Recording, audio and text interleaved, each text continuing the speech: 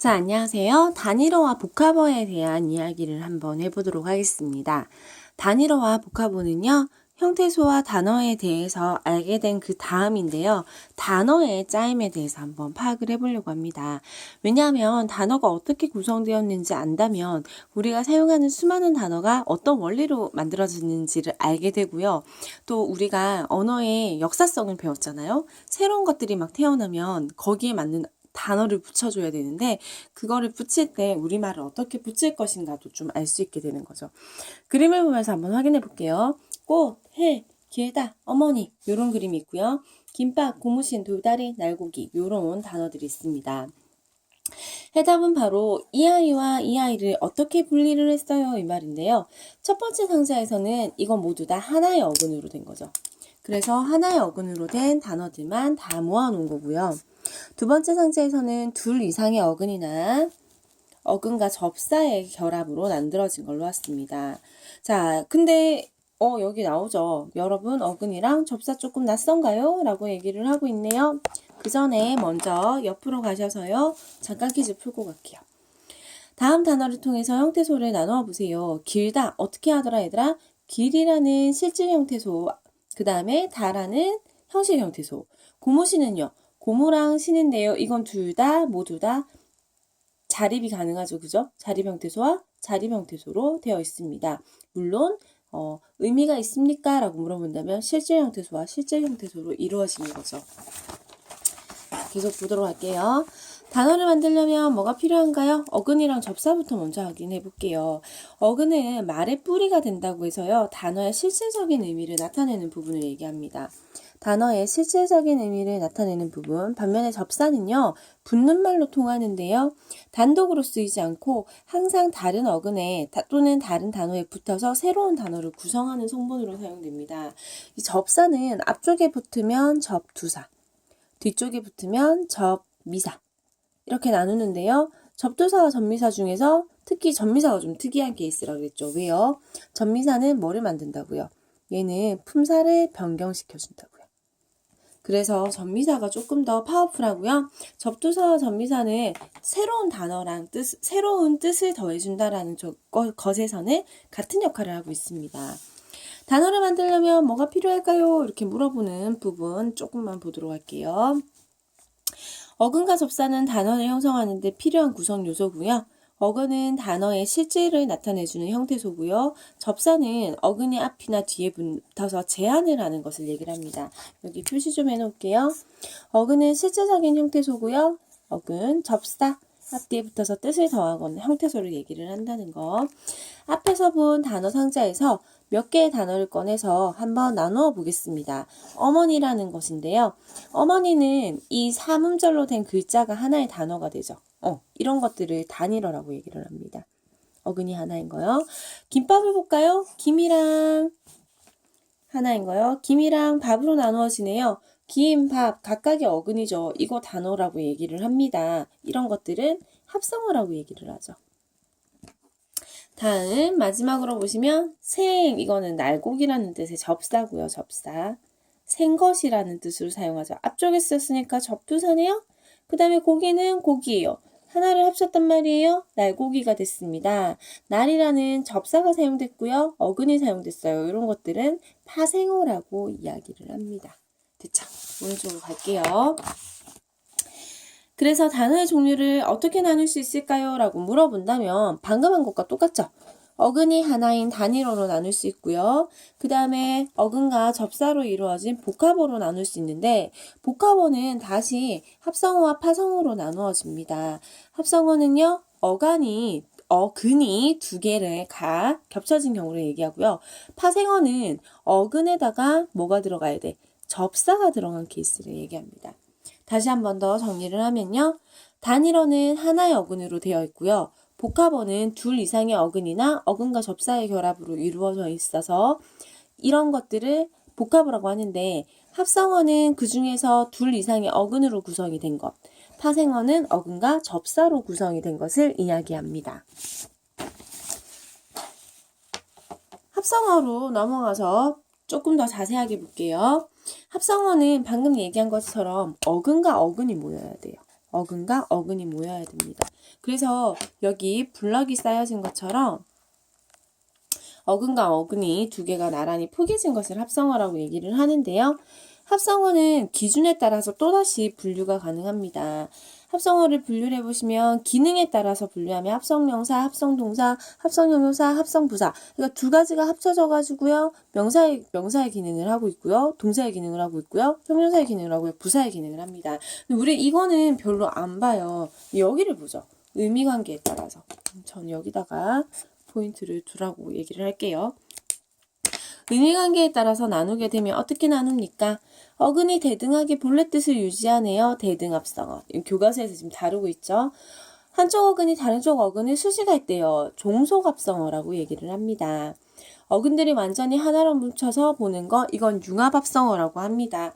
대등합성어와 그 다음에 종속합성어와 융합합성어는 분리가 좀 필요해요. 그죠? 특히 융합합성어는 뭐 되게 쉬워요. 얘는 쉽게 분리가 됩니다. 대등합성어는요.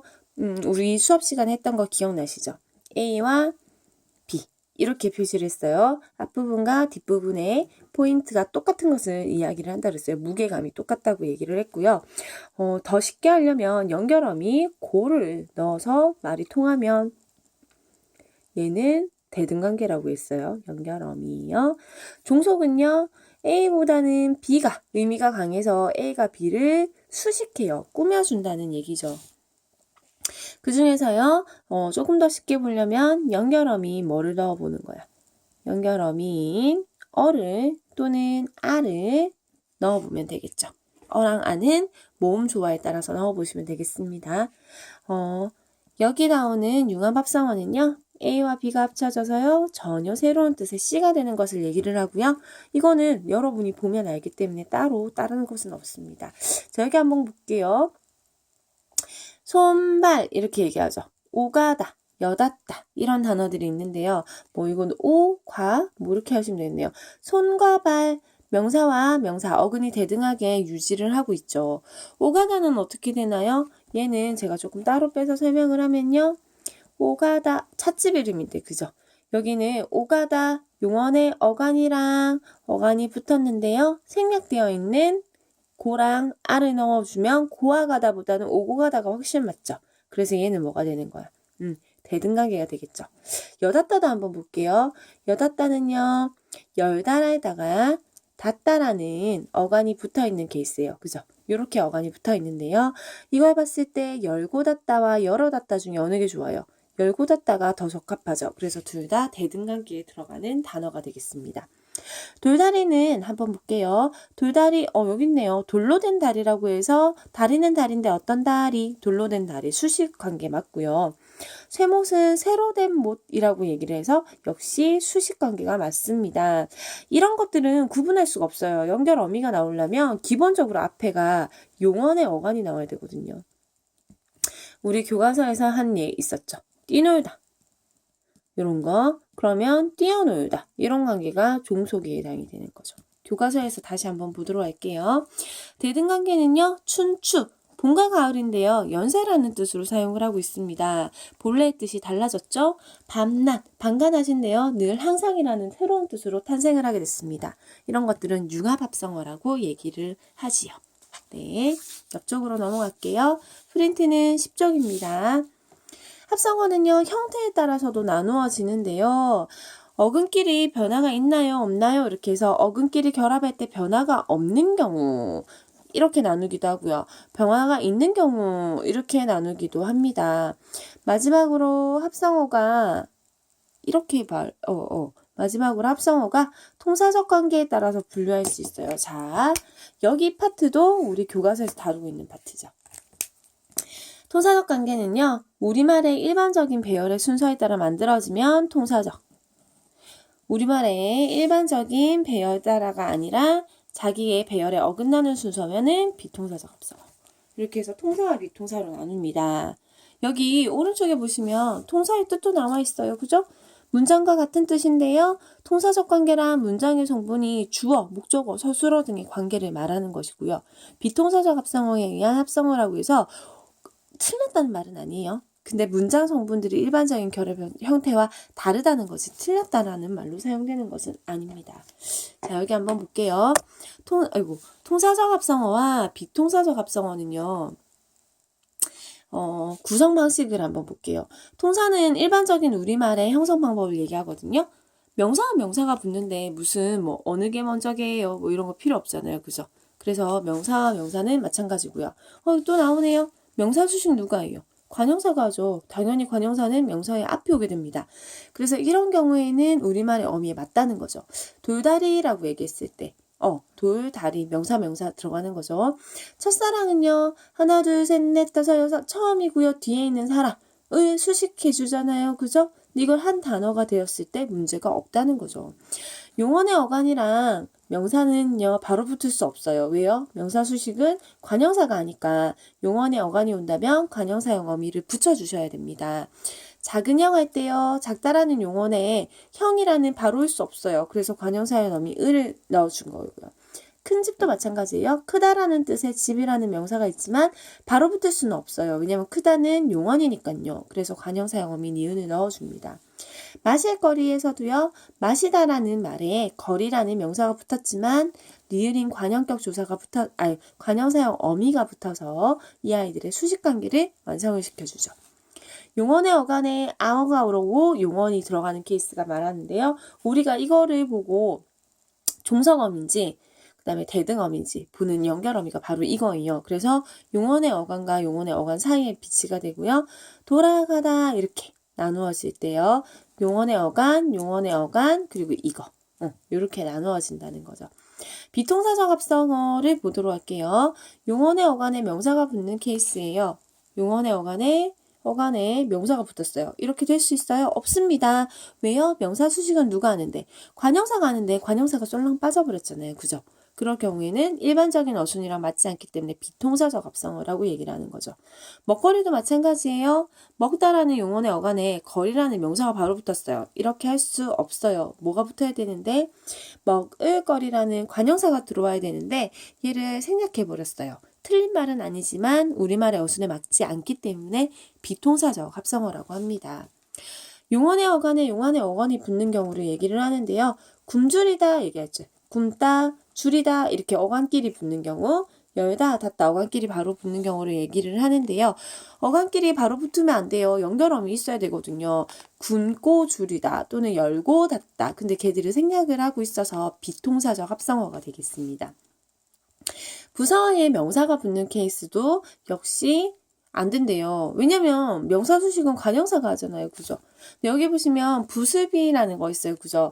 부슬이 부슬부슬 내리다는 의태어죠. 의성어와 의태어는 뭐예요? 품사가 부사에 속하죠. 그래서 부슬에다가 비 붙었을 경우에는 비통사적 합성어에 들어간다는 거죠.